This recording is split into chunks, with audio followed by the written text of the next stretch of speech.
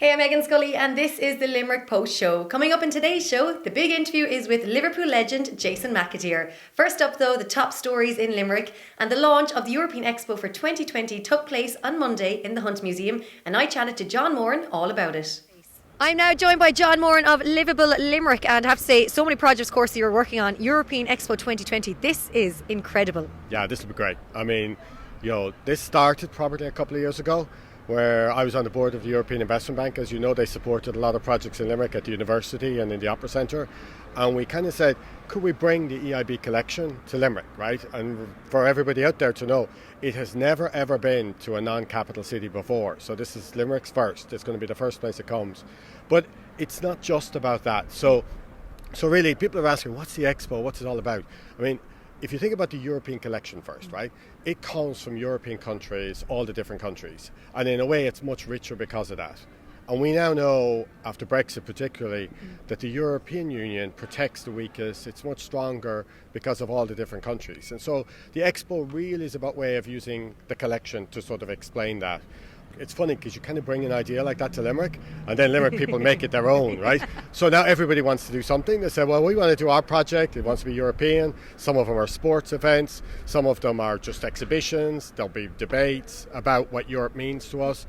How European is Limerick? I mean, it's a long time ago since the wild geese left Limerick, but that was a trading connection effectively, and others with Limerick in Europe. And I think it's reminding people that Europe matters to all of us. Next up, we launched our Tech Post podcast this week, and I chatted to Richard O'Donnell and Tony Frawley all about it. Sure. Now, I suppose in the very first podcast, you're going to tell your story in tech. So, was it a history and politics student at the time? I was a history and politics student. My primary degree is in history and politics from UCG in Galway, back in the Stone Age, back in the early 1980s.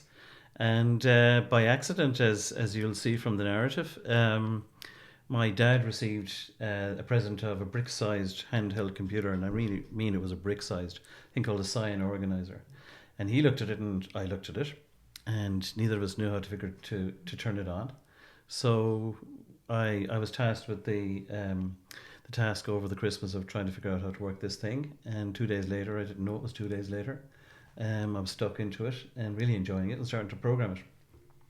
And then my interest in history and politics really went down the drain, which I continued to do. I got my degree, but most of the time I spent in the computer room just banging away on computers. So, as I said, you are starting a tech podcast. So what can we expect from each episode? I think there's going to be a mixture of everything really involved with it. It's called Tech Post. The first podcast goes out this week, so we're looking forward to getting that live. I think we're going to be talking about how businesses are using and embracing technology. I certainly see it in the line of work that I'm involved in, that tech is at the very core of how companies are helping to differentiate themselves, how they're allowing themselves to scale, how they're using it to get access to talent, globally, and not restricting them in terms of their office location. I think we're going to talk about the latest gadgets as well, Richard. There's so much coming at us out there. I mean, you certainly are the gadget king anyway, that's for gadget sure. Nuts. Yeah. It's not just gadgets. I mean, on top of that, we'll invite in weekly an entrepreneur or somebody running a business. And we'll do, I don't know whether you're aware of a BBC program called Desert Island Discs. Mm-hmm. It's around for years. And essentially they take the business person out of their comfort zone, and they ask them questions, in that case to do with music. But I think what we're going to do is ask questions to do with technology and the gadgets that perhaps they have in their pocket again. Richard and Tony, thank you so much for chatting to the Limerick Post Show. Thanks. And of course, Tech Post launches this week, this Thursday. Mm-hmm. Very excited. I cannot wait to hear the very first one. Thanks for your time. Thank you. Thank you very much. Munster Rugby are back in action as they face London Irish tonight in Irish Independent Park in Cork. And I chatted to Finian Wycherley all about the music. Finian, a lot of big names from last year moved on, a lot of new signings coming in. And how is it coming back in? Like, it was such an adjustment. Yeah, I think the new lads have slotted in perfectly. They're always good to get used to the whole culture, which we're trying to build on that at the moment. That's one of our main focuses over the next couple of weeks, is trying to find our common culture. And obviously with the different cultures of all around the world, we're trying to just find our own common one in Munster here. And I think everyone's good to buy into our ethos here, which is hard working, and I think everybody has been good at that. Like, who's controlling music? Controlling the music at the moment. Jeremy Loughman's been very well at the moment, and Cal really did the two main ones. And how is it now with 12 guys gone to the World Cup? Obviously, you must be hugely competitive now for younger guys as well, trying to make the break. Yeah, look, as in there's 12 lads gone, so there's obviously 12 places that need to be filled, and I think everybody's done exceptionally well so far, and hopefully they'll get a few games to showcase all the work that they've done over the last 10 weeks. I think we've been lucky with injuries as well, so it'll be good competition for the next couple of weeks. You look forward to watching the World Cup? Yeah, I can't wait now, to be honest. What are you thinking, aside from Ireland? Aside from Ireland, I think it's just, isn't it? It's all over. As in, they've got England and South Africa probably are strong contentions, and of course New Zealand. You can never say never. The launch of I.NY took place in King John's Castle this week, and I chatted to David O'Donovan all about the event. Now I'm joined by David O'Donovan of I.NY. How amazing is it to see this gig and this event, of course, happening in Limerick? We're delighted with it, Meghann, to be honest. I mean, I'm from Dublin, but I'm living here 20 years and working in events and venues and stuff in the city for that long. So we were delighted to be able to do it here, and we hope to be able to continue to build it here. We're delighted it's the third year. That's a big step for any new cultural or festival event, So yeah, we're looking forward to it, and it's funny, we were just saying off mic there to a friend that one of the things we really like about the shows, they're very specific to the festival. There are particular artists or speakers who are coming to talk about their individual relationship with New York, or vice versa, coming from New York to talk about their relationship with Ireland, and they're coming to do it here as part of the festival. So it's not something that gets in a truck the next day and goes to Cork or goes to Galway or goes to London or Manchester to do the same show.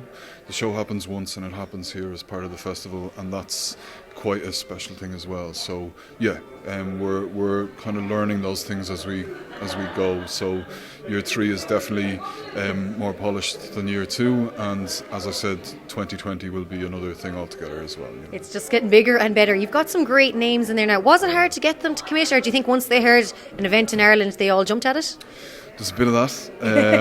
There is a little bit of that, which is brilliant. But actually, it's definitely that we're finding, both through the last couple of years and through the research beforehand, almost everyone we speak to has a very personal, direct connection and story with New York. Whether it's simply loving the music from there, or loving the film or the literature from there, or a particular part of the city, whether it's Ellis Island or the Lower East Side, or I spent J1 in Harlem, or whatever it is. Or it can be my grandparents grew up there and came home, or it can be my grandchild has gone, so there's very personal stories, and exactly the same when we go over there, that everybody over there has a story about here. So yeah, people are really interested in it and excited to take part, which is brilliant for us.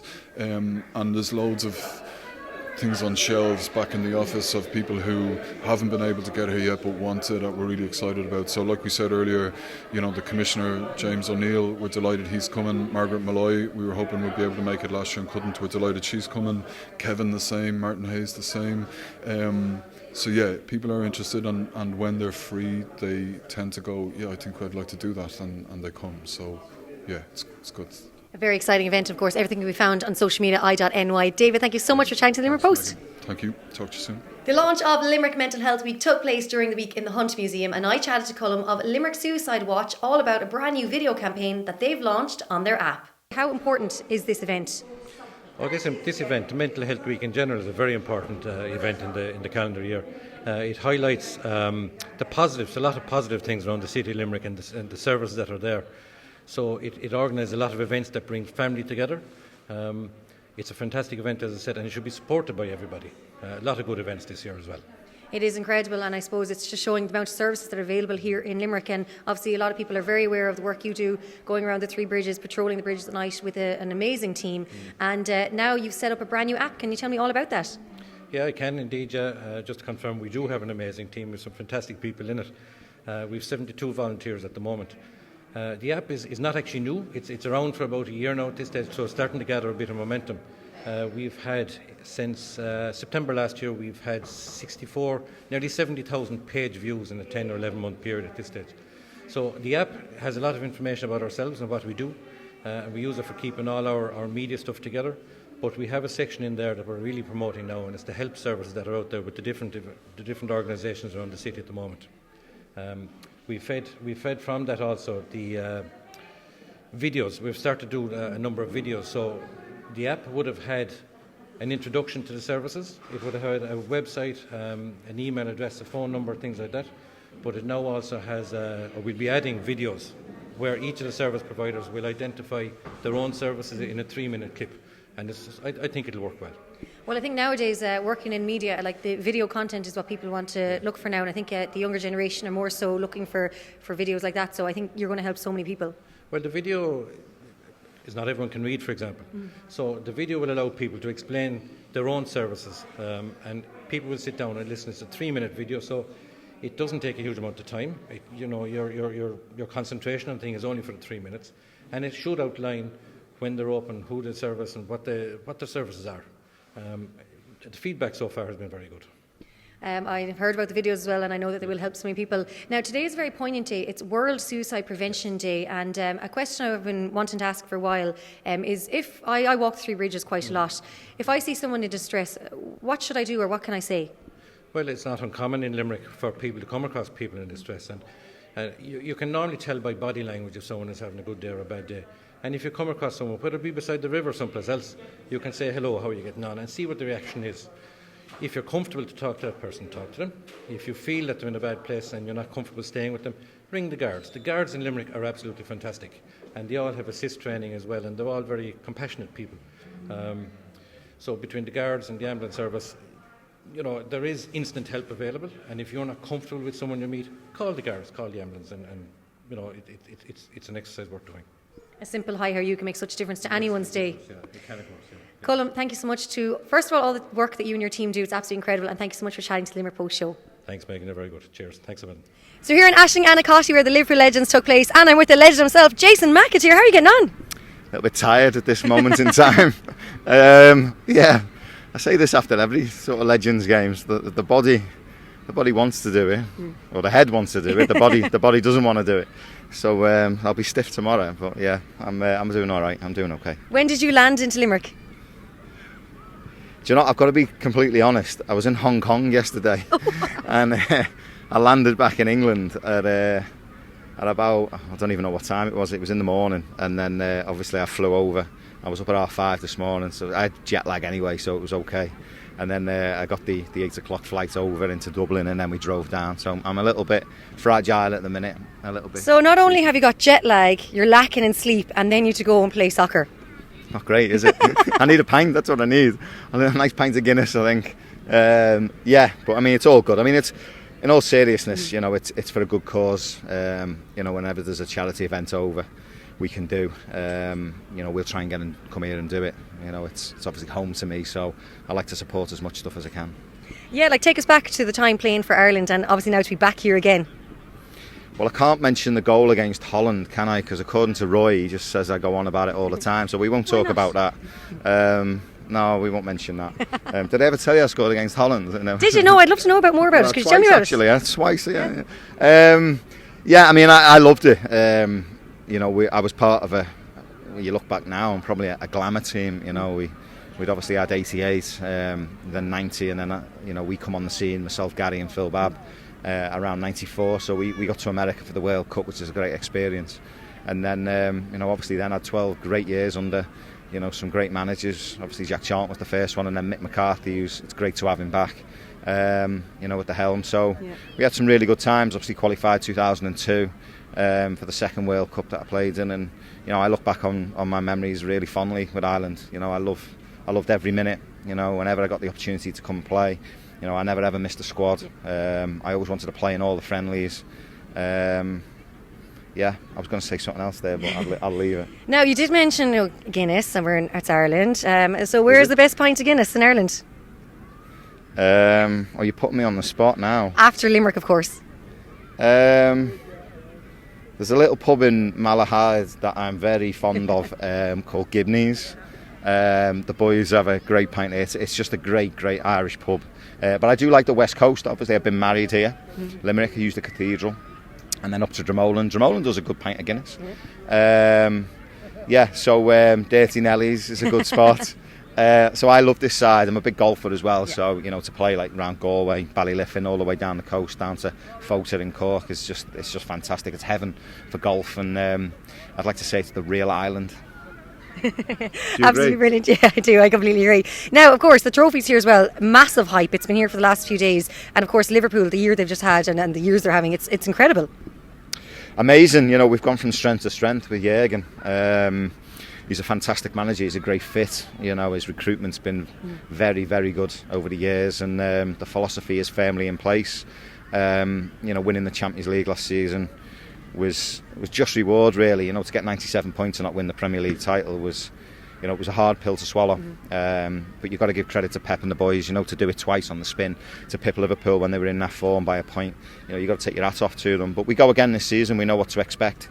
It slowly, which I'm surprised about, it slowly is becoming a two-horse race. I thought there'd be more of a challenge from sort of Tottenham, maybe United, but certainly, Arsenal now. Emery's had his first year. He's got entering his second year. He's recruited okay.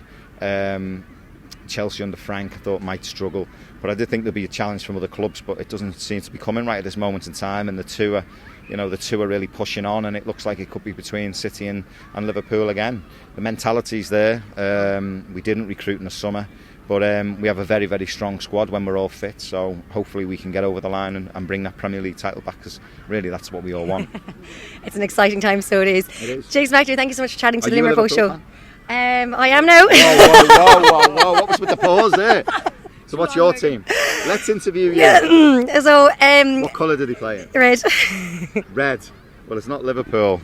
Is it red and white? It's not Arsenal. You're Manchester United, aren't you? Tough times. How are you finding No, but it was the 90s for me. The 90s were my glory years, obviously. Oh, well, yeah, obviously. And who was your favourite player in the 90s? David Beckham and Eric Cantona. Was it David Beckham because you fancied David Beckham, or did you admire his ball skills? Do you know what it was, actually? For Eric Cantona, it was his skill. And for David Beckham, it was because I was a massive fan of the Spice Girls. Well, Mel C's a Liverpool fan. I was a massive fan, though, of Victoria and David, and then together, collectively, I just thought they were amazing. Actually, fun fact, I actually went to the Ireland-Argentina game in Lansdowne Road way back when. I was injured. You were injured, because I remember I didn't get to meet you, and I met a lot of the guys, and my brother at the time was so mortified because I was asking all the lads, had anyone met Victoria Beckham? But I was like way high. Yeah, the Spice Girls are all right. Spice Girls are amazing. Melanie's the best. Sporty's by far. I mean, they're all nice in their own right, but I'm a big fan of Sporty, big Liverpool fan, and probably turned out to be the best Spice Girl. Do you agree? Oh, yeah, she's fab. She's class. She's amazing. She's wonderful. I saw them in Croke Park at their comeback tour, and they're absolutely wonderful. But look, maybe after tonight, I am going to that dinner tonight. So maybe after tonight, we got dinner. Yeah, we've got dinner after this. Oh my God, it never stops, does it? Sorry, it's the longest we're going to go. You're interviewing me now, so I'll have to let you go. I'll see you tonight, and look, maybe after tonight, I'll be a Liverpool fan. Not maybe. All right. Jason McAteer, thank you so much. Cheers, thank you. To see all these videos in full, head over to limerickpost.ie/show. I'm Meghann Scully. This is the Limerick Post Show, keeping Limerick posted.